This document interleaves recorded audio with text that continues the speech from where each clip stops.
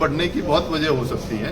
Starting from lifestyle change की वजह से भी हो सकता है, कुछ सब्सटेंस अब्यूज कर रहे हैं उसकी वजह से भी हो सकता है, अल्कोहल ले लिया है उसकी वजह से भी हो सकता है, जेनेटिक फैक्टर भी होते हैं। किसी फैमिलीज में ज़्यादा बीपी रहता था, फादर मदर दोनों को, बड़े भाई को भी है, तो जेनेटिक कोज की वजह से बीपी हो। बच्चों को भी देखने में आ रहा है कुछ बच्चों में जैसे यंगस्टर होते हैं, जैसे यंग पेशेंट हुए जिसको 18-20 से पहले अगर आपको बीपी हो रहा है तो हमें डेफिनेटली सेकेंडरी कोज देखने चाहिए कि क्या कोई ऐसा कॉज है जिसकी वजह से बीपी हो रहा है। जैसे हमने बात करी थी अभी स्लाइड में कि जो सेकेंडरी कॉज होते हैं वो भी हमें रूल आउट करने चाहिए।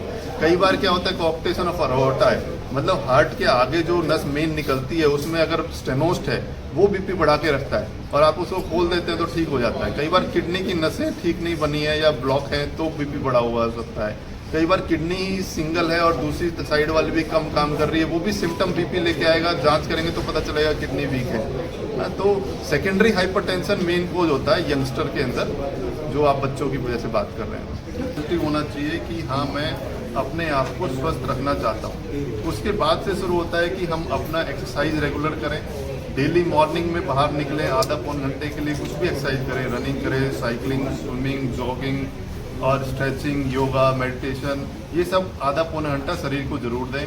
खाने पीने में अच्छा हेल्थी फूड लें, खासकर नमक, तली हुई चीज़ें, घी, तेल और मीठा कम लें। उसके बदले में फ्रूट्स, वेजिटेबल्स, फाइबर्स और प्रोटीन डाइट में ज़्यादा बढ़ाएं।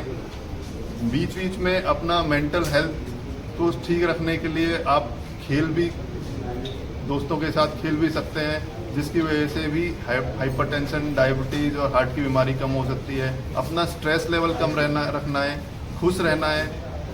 ये सब कम करके हम अपने हार्ट को भी हेल्थी रख सकते हैं और बीपी को भी कंट्रोल रख सकते हैं। सर ये बच्चों, ये हाइपरटेंशन के लिए जो मेन सिम्टम्स रहते हैं कि पहली चीज़ तो ये समझनी चाहिए कि सभी पेशेंट को सिम्टम नहीं होता है। जिन पेशेंटों को सिम्टम होता है उनका हेडेक, गिडीनेस, चेस्ट हैवीनेस, घबराहट, बेचैनी, पसीना, चलने पे सांस फूलना, नेजल ब्लीड हो जाना, ये सब सिम्टम होते हैं बीपी वाले पेशेंट में। तो ऐसे पेशेंट को अपना बीपी चेक करके डायग्नोस कर लेना चाहिए कि मेरे को ये सिम्टम बीपी से तो नहीं है। नहीं होता है तो भी हमें बिना सिम्टम वाले पेशेंट को भी ये मतलब पॉपुलेशन को अवेयर करना चाहिए कि अपना बीपी हमेशा चेक करते हैं रेगुलर इंटरवल पे। युवा में